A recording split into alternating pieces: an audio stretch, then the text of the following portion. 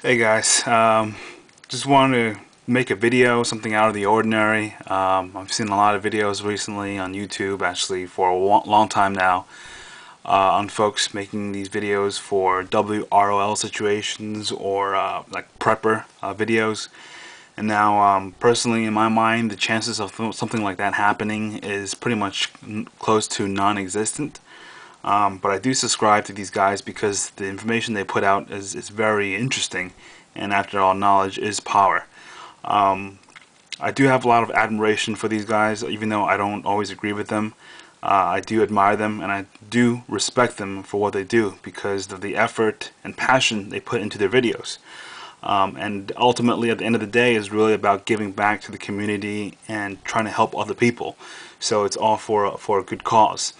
And it got me thinking into something that I would like to contribute, something out of the ordinary. Instead of doing a video on gear reviews, I'm just going to do something that I have some experience in, and that is personal security details, or PSD for short. Some things I want to get out of the way right away is I live in a very urban environment in the city. So a lot of these situations where we have WROL or prepping videos you see where they're out in the middle of the country, it doesn't really work for me here. Not only that, the state that I live in is very anti anything gun. It's really difficult to find someone with a license, and even more difficult to find anyone who even wants to get one. So try to keep that in the back of your head. Just think about, if you're in New York City, you're not in South Carolina or somewhere in the mountains over in Montana, for example. So yeah, that's just something I want to get out of the way so you guys know where I'm coming from. And also, one more thing is, yes, I'm not trying to envision a WRL scenario because, again, like I said earlier, I don't think it's going to get to that point. I think if the worst thing that we can get to will probably be something like Hurricane Katrina, where you have civilization that's starting to lose its foothold, but at the same time, there's still humanity, and there's still people trying to cling on to law and order. So it's not going to be just kind of like a Mad Max situation where you have gangs roaming around, looting, raping, pillaging people. So I'm thinking something more like you still have vehicles, you still have gasoline, you still have, you're not digging into a 50 gallon drum, opening it and getting your food that you stored for years. The information that I'm trying to provide, I think, is much more pragmatic in that you can actually use this without thinking I'm buying $100 worth of material. Is there even a chance I'm going to use it? Am I preparing for for something that may never happen in my lifetime? So that's something that I want to get across as well. Alright, so we're starting to envision that this can happen anytime. Worst case scenario would be Hurricane Katrina situation, and what you as a person, or you and your friends, you're someone with a weapon, with a gun, and you have firearm experience, something that you've done for a while, so you're just not new to it.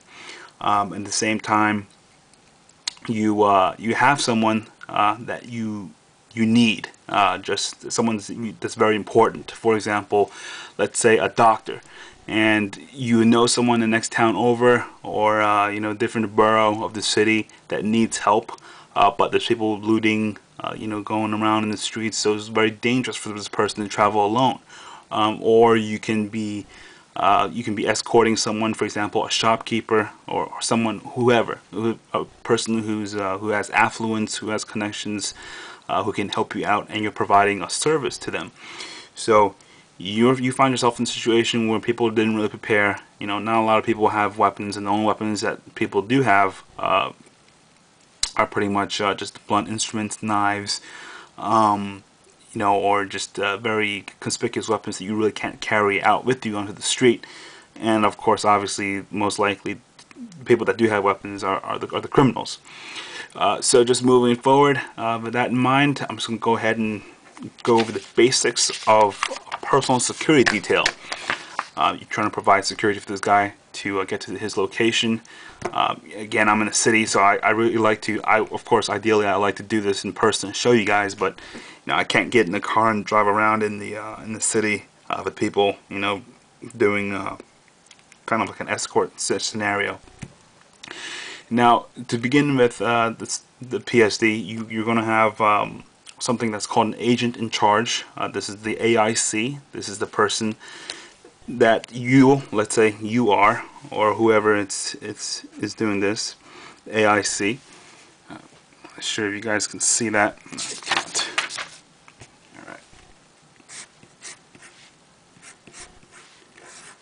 Alright, so that's the first person in charge, and this person pretty much stays within arm's reach of the principal, the person, the VIP, you're trying to protect, pretty much at all times. And the AIC's responsibility is solely towards the principal, so you're constantly focused on the principal and nothing else. In a vehicle situation, this person typically rides in the front right of the car, and the AIC, in terms of a formation, again, you're in an urban environment. You're walking down the street. You're not going to be walking down in a wedge formation, in a left echelon, right echelon formation, a line formation. You know, you're not going to be making signals with your body, like, you know. So try to think about that when I'm discussing this. What you're going to be in is something called a diamond formation, kind of like this. And then here you have the principal in the middle, and then you have the AIC to his rear right. So this is the what we call the inner ring. This is usually a diamond. You have 4 to 5 agents, and in this case you have the AIC, who's the 5th agent with the principal. Again, the AIC is always within arm's reach of the principal at all times, and it's very important that you never have anything in your hands when you're with the principal, when you're escorting them out in the street, because you want your palms to be free in order to grab the principal as well as grab your firearm at all times. So you don't want to you know, have a can of soda in your hand. It's just something that for you, more chances for you to screw up on. Other than the AIC, there's someone else, and that person is called a shift leader. And this person's usually towards the back of the ring. So you have the shift leader, probably someone in the back like this. This person is just as important as the AIC, except this person coordinates movement of the entire detail. So whereas the AIC is just responsible for the principal only. And now ideally you want to have more than just an inner circle. You want to have an inner, you want to have a middle circle or middle ring, and then you want to have an outer ring of people. So again, the more layers you have, the more secure the person is, but chances are you're probably going to be by yourself or a few other guys, so you're not going to have as many, you're not going to have that much depth. So that's just the formation and the people that's involved in terms of the leads. And now the number one, the time when the principal is most at risk is whenever they're moving from point A to point B. So if they're at home, if they're at in a building, secure location, you really don't have to worry about it. It's when you have to move from point A to point B, that's when the principal is most at risk. And that's where you have to consider about how you're going to do, how you're going to plan your route. So typically you would have an advanced survey. You would do a route survey of the road you're going to take. You're going to have an advanced team go out and do like a reconnaissance of the route. Also, in terms of vehicles, you need to have, before you leave anywhere, you need to have preferably you need to have explosive ordnance disposal person, EOD. You need to have that person do a sweep of all the vehicles. Pretty much the rule of thumb is whenever there isn't someone physically with the vehicle within arm's reach touching the vehicle, if that doesn't happen, even if you walk away, you turn your back, you walk to the next street, you come back 1 minute afterwards, you have to do an entire sweep of all the vehicles in the convoy, in the escort detail. So that's something you need to keep in mind, because you never know who's going to sneak up and stick something, under the hood, under the car. In terms of improvised explosive devices, there's several components you need to look for. Usually it's in a container, and then there's going to contain a main charge and a detonator, and also a fuse that activates detonator. There's different types of IED types. There's time delay for activated. There's victim activated, i.e. a cell phone. It could be command detonated, or environmental, i.e. a thermostat. So in this case, don't use radios. Try not to use it because the wrong frequency can actually set off the device. So you want to pay attention to that. So don't go around and go crazy with the walkie-talkies. When you're at a physical location, just want to touch upon this really quick.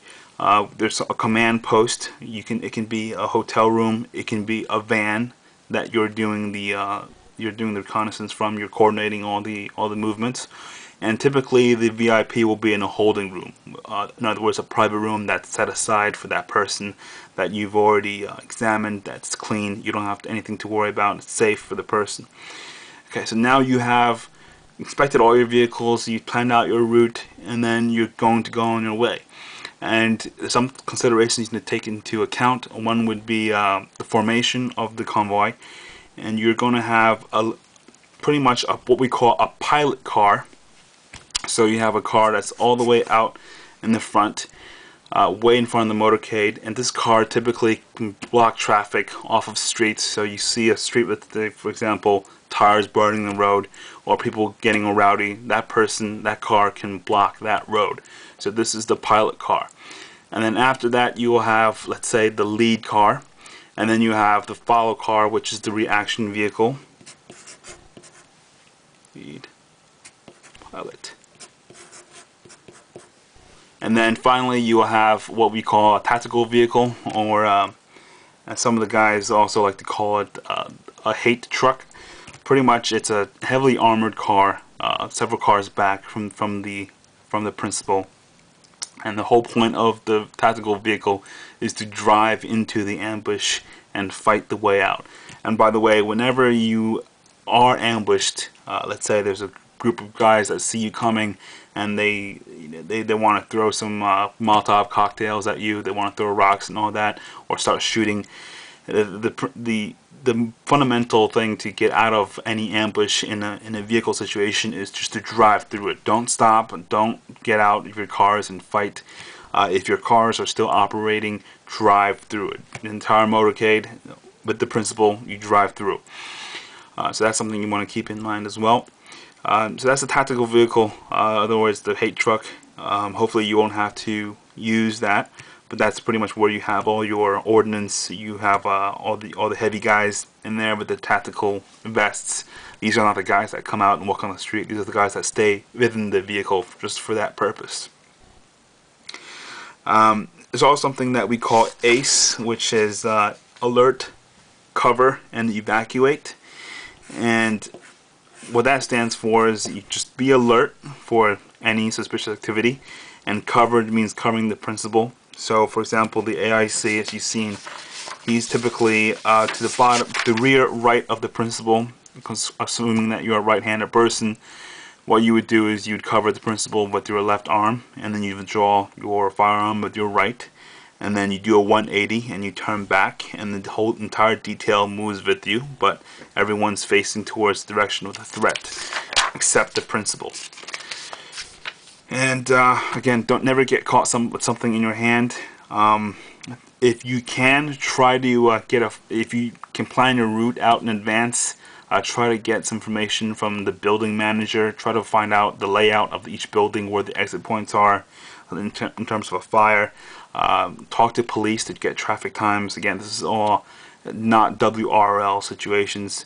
And when we're meeting with any officials, try to meet face to face, because it's always better to do that, to put a face to the voice, the detail, rather than just a number. And also, most people avoid barriers, and you can get barriers pretty much at any store you go to, any Army, Navy store. Those police tape. A lot of people see that, they just avoid it altogether. Like sawhorses, you know, you put that in the middle of the street, people are not going to want to go down just because, you know, they're so used to seeing that and not violating authority. So that's something these are all deterrents that you can use.